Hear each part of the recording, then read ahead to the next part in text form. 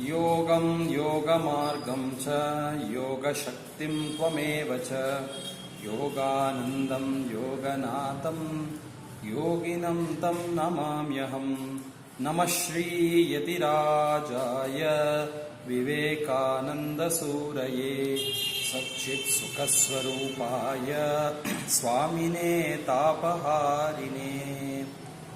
My dear Yoga Mitras, today is a great day where we are celebrating three important occasions together. I would call it as a Triveni Utsava. First significance is the 125th anniversary of the great speech of Swami Vivekananda at the Chicago Parliament of Religions. Sisters and Brothers of America was that clarion call which Swamiji gave 125 years back, and you know the impact. 7,000 people stood up, and for minutes together they stood and then clapped hands in appreciation of these 5 words which shook their hearts. That is one of the significance of today. Followed by that, we are also celebrating this year the 150th birth anniversary of the great disciple of Swami Vivekananda, Sister Nivedita. And September 11th also happens to be the day of Mahasamadhi of a great disciple of Sister Nivedita, Subramanya Bharatiya. So we are remembering 2 great heroic lions under Linus. The Linus stands as a bridge between the 2 great lines of Swami Vivekananda and Subramanya Bharatiya. What a coincidence that Bharatiya also had his Mahasamadhi on this day, September 11th, which was so great to him as being a follower of Swamiji. Many of us would not be knowing that Subramanya Bharati is a disciple of Sister Nivedita, who is in turn a disciple of Swami Vivekananda. Bharatiya was greatly inspired by Swamiji, and that you can see in all his poems, his prose, his talks, his speeches, even his personality. He had been wearing the turban as a follower of Swami Vivekananda with pride. And he who went to meet Sister Nivedita got inspired by her works, by her great thought for this country, especially for women's liberation. It is then when he treated his wife equally with him and then started writing poems of the new age women, Pudumai Pen. So that is another great significance today that we should remember. Bharatiya's songs, each and every song has been having the great message of Swami Vivekananda, patriotism, the great love for this nation, and its great glorious past and the future through which it is going to rule the whole world. He would not compromise anything for our national values. And whatever Vivekananda appreciated, maybe the great Vedic values, it may be the Guru Parampara, it may be the women's liberation, social equality, it may be yoga, it may be your Vedanta, it may be patriotism, everything that Bharatiya also imbibed. And Sister Nivedita had been the bridge connecting Vivekananda and Bharatiya. In his song, Oli Padita Kanninai Va Va Va, Urdi Konda Nenjinai Va Va Va. It's as if Bharatiya is welcoming great Swami Vivekananda, the prophetic saint with the magnetic eyes. Oli Padita Kanninai Va Va Va, Urdi Konda Nenjinai Va Va Va. One who has a great, strong heart. That's how Bharatiya welcomes the younger generation of our country. And Namakkal Kavingar, another great poet in Tamil Nadu, had been in the great appreciation of Swamiji when he says, how can we describe Swamiji's personality? He says he is manliness put together in his personality. Anmai Uru Konda Andanan Yengal Annal Vivekanandan. And if I try to describe the glory of Swami Vivekananda, it is as if I am trying to measure the world, the earth and the sky. Anmai Uru Konda Andanan Yengal Annal Vivekanandanin. Manbai Alandida Yenninal in the Mannayum Vinnayum Pannalan. If you try to describe the glory of Vivekananda, you can as if recreate the heaven and the earth. Is it possible? Maybe it was possible for a Vishwamitra, but not for us. That is how it's very difficult to describe the greatness of Swami Vivekananda. But we have to read, we have to imbibe Swami Vivekananda. Why is this day so great significant? Today we see that lots and lots of Hindu monks, yoga teachers, everybody go across the world and teach. So what Vivekananda also went 125 years back, But friends, we should all remember that he was the first ever saint from this country could cross over the ocean and go to a western land and speak on behalf of India. In fact, the Parliament of Religions, which happened 125 years back on the same day in Chicago, was organized to bring the greatness of one particular religion. It was another religion, the Western religion. But Vivekananda went from India and then established the greatness of our Hinduism, Sanatana Dharma, the Yoga Marga, the Vedanta Marga, the Bhakti Marga, and the Karma Marga. He was not ready to travel. He was wandering across his country, right from Kolkata to Kanyakumari. But never he was prepared to go to Western land and preach there. But it was the will of his Guru, Sri Ramakrishna Paramahamsa. It was the wish of Bharata Mata that he has to go. When he came to Kanyakumari on December 25th, 1892, he didn't have a penny to cross the sea in the boat. So he has to swim across. He sat on the rock 3 days and 3 nights, meditated upon Bharata Mata. The past, the present situation, the scenario, the inequalities in India, the injustices which were happening, the British invasion, and all that were coming in front of his eyes, and the future ahead. Through spirituality, how we can conquer back our India was all coming to him in his tapasya in Kanyakumari. And it was after this tapasya that he sailed across and he went to the US. I take pride in saying that men of Tamil Nadu, from Rameshwaram and from Chennai, Alasinga Perumal and all Swamiji's admirers had collected money to send Swamiji to abroad. Of course, the king of Ramna, Setupati, was one of the main motivation for Swamiji to go there. But finally, on invitation of the Raja of Khetri from Rajasthan, Swamiji went there and then he helped him to sail from Mumbai. After landing up at US, was it so easy for him? Today, all our people go in sophistication and then everything is easy for them. They are given very good welcoming approaches there in the US. But it was not so for Swamiji. He has to sleep on the roads of the US. He didn't have blankets to cover him. He has to sleep in the coaches in the night in unknown place.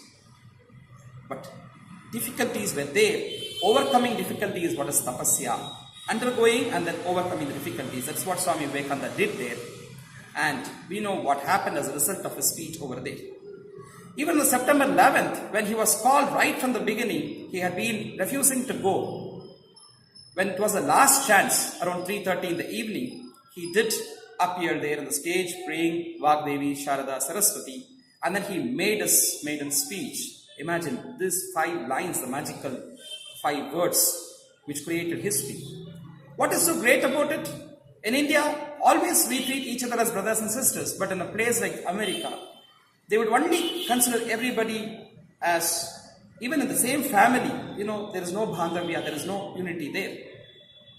When a person from a far off place has come and then he is calling us as sisters and brothers, is it not so inspiring for them? They have never heard such things even in the same countrymen, in the same family. And therefore they were all touched, overwhelmed by these words. In India, we all have been taught from the beginning that we are all the children of that immortal bliss. Amritasya putraha vayam. Shrinvantu vishve amritasya putraha is what our Upanishad teaches, the Vedas teaches. And this is what from the Vedic wisdom that Vivekananda carried from India and gave it to the West. There he is trying to say that we have all gathered here to establish the supremacy of our own religions. Whereas India, Hinduism, the mother of all religions, the mother of the ancient art of the monks, has been teaching us not just tolerance, but acceptance. Tolerance is something when I don't like you, but still I tolerate you. Because acceptance is to accept you as you are. And that is what Sanatana Dharma has taught us. Ano Bhadraha Kratavo Yantu Vishwataha. Let all noble thoughts come from all corners of the world. Yeppurul Yar Yar Vai Ketpinam Appurul Meipurul Kanbadariva says Tiruvalluvar in Tamil. Let noble thoughts from everybody come, let us accept it. And whatever noble thoughts we have, let us give it to the whole world. Krunvantu Vishwamari. That is what the Sanatana Dharma is for. And therefore, we understand that God is one. God cannot be many. He can take various forms and various names. There can be many paths to lead to the same goal of moksha, attaining Godhead. And Swami Vivekananda taught us that each soul is potentially divine. The goal of life is to manifest the divinity. How can we do it? Do it by work or worship, philosophy or psychic control, one or more of all of these. This is how he taught the essence of the yoga to the whole world through his talks there in the US. After the Chicago address, at the end of the first address, he tries to say that there's a great prayer in India which we all have been chanting every day. Akasha patitam doyam yada gachati sagaram sarvadeva namaskaraha keshavam pratigachati. How the waters from the skies falling down goes into the streams and rivers through the rains and then again merges into the ocean. All our prayers to different forms, different names of gods go to one ultimate reality. When that is the case, why do we have to fight? Why do we have to quarrel? Why do you have to have differences of opinions? So we have to understand this, that the universal truth is one. But in the paths today, not all paths are the right paths. Sanatana Dharma has been great enough to give us the right choice of path. But often today in this world, we have been misled by various things. Vivekananda appreciated that every religion has its own way, its own approach, its own standpoint. So a Christian need not become a Hindu need not become a Muslim, or a Buddhist need not become a Sikh. Everybody have the right to follow their own religions. But today, are we led to follow that? Forceful conversions and attempts of trying to convert everybody into their own religion has been done today in a very great way. Recently, we have seen that how the Christian missionaries are working through Carnatic musicians and various people, taking them to be agents for their campaign work. These are all not a positive sign of progression. So we should be aware of all this, what is all happening in the world today.